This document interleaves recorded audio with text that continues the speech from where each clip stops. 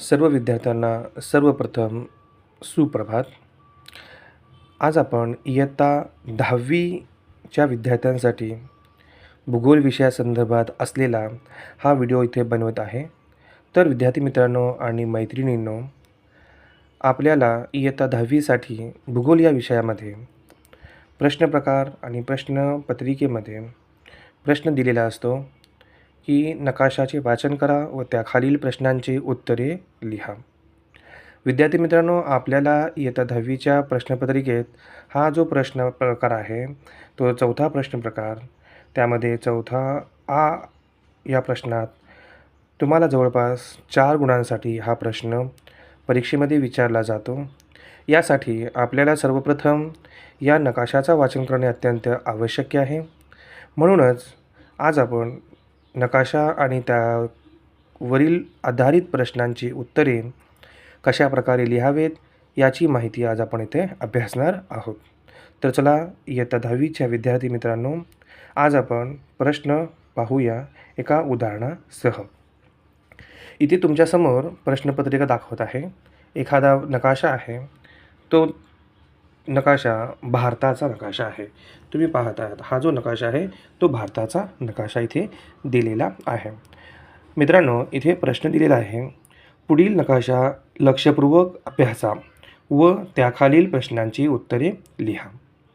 आपल्याला फक्त आणि फक्त नकाशाचे वाचन करायचे आहे आणि त्याखाली प्रश्न दिलेले आहेत.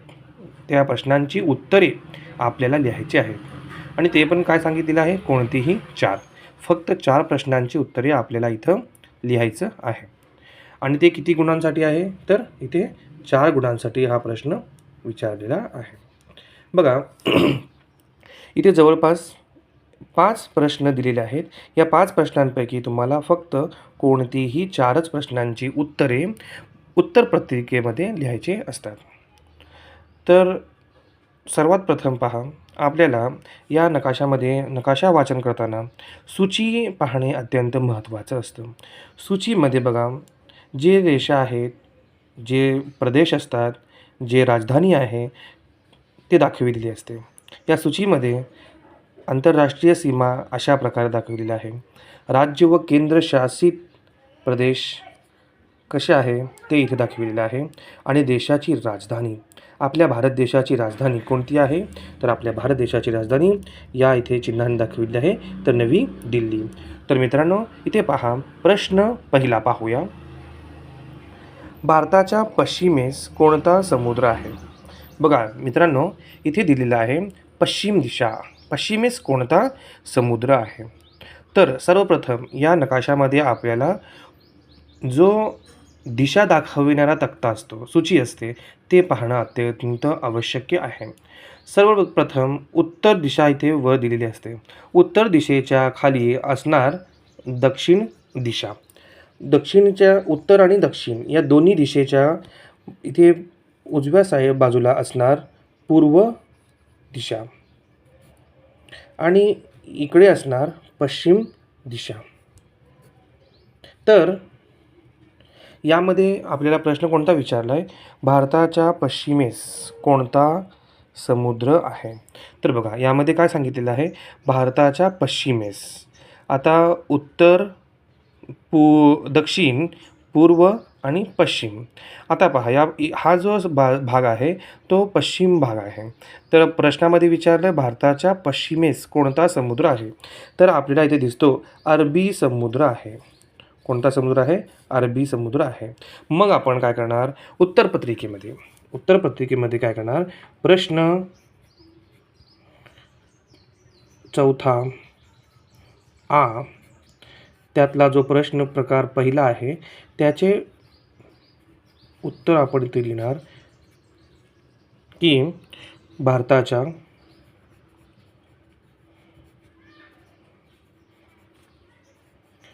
पश्चिमेस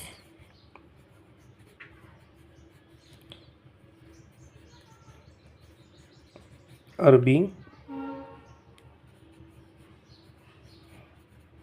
समुद्र आहे. अशा प्रकारे आपण जेव्हा प्रश्नाचे उत्तर लिहू त्यानंतर हा जो उत्तर आहे त्याखाली आपल्याला काय करायचं आहे, अधोरेखित करायचं आहे, म्हणजेच डबल अंडरलाईन करून ठेवायचे आहे. कारण की प्रश्न लिहिल्यानंतर जेव्हा एखाद्या मुद्द्याला आपण अधोरेखित करू त्यावेळेस काय होणार, उत्तर लगेचच उत्तरपत्रिका तपासणाऱ्या सरांच्या किंवा जे कोणी उत्तरपत्रिका तपासतील त्यांच्या लक्षात लगेचच येणार. तर अशा प्रकारे प्रश्न आपल्याला लिहायचं आणि त्याचं उत्तर लिहायचं आहे. फक्त आणि फक्त परीक्षेमध्ये आपल्याला उत्तर लिहायचं आहे. प्रश्न लिहिण्याची आवश्यकता उत्तरपत्रिकेत नसते. तर दुसरा जो प्रश्न आहे, आपण पाहूया दुसरा प्रश्न, भारताच्या दक्षिणेस कोणता महासागर आहे? आता हा जो नकाशा आहे, वरच्या बाजूला आहे उत्तर दिशा आणि खालच्या बाजूला असणार दक्षिण दिशा. आपल्याला प्रश्न विचारला आहे, भारताच्या दक्षिणेस कोणता महासागर आहे? तर पहा, इथे खाली दक्षिण दिशा आहे, तर इथे कोणता दिशा समुद्र आहे? हिंदी महासागर आहे. कोणता महासागर आहे? तर हिंदी महासागर इथे दिलेला आहे. या प्रश्नाचं उत्तर आपल्याला पुन्हा काय करायचं आहे, इथे उत्तरपत्रिकेमध्ये लिहून ठेवायचं आहे. आणि दुसरं, अशा प्रकारे तुम्ही इथं काय करणार, प्रश्न आणि फक्त प्रश्नाचा जागा सोडून त्याची उत्तरे आपण इथं लिहिणार आहोत. त्यानंतर तिसरा प्रश्न, भारताच्या पूर्वेस कोणता महासागर आहे? आता हा जो नकाशा आहे भारताचा, याची दिशा कोणती सांगितली यामध्ये? पूर्व दिशा. पूर्व दिशेला कोणता आहे? तर इकडे आहे. पूर्व दिशेस कोणता महासागर आहे? तर इथे दिलेला आहे बंगालचा उपसागर. आता पुढचा प्रश्न पाहूया, भारताचे अतिपूर्वेकडील राज्य कोणते?